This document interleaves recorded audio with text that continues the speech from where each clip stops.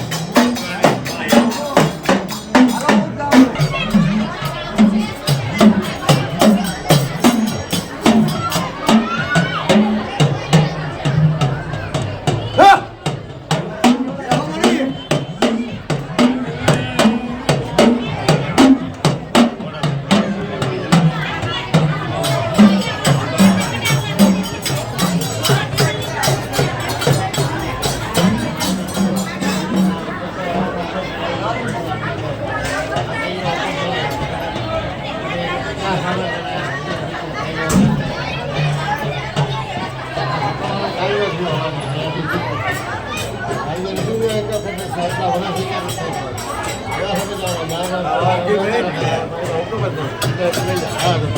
પ્રાર્થના કરી આવ્યો હતો મારી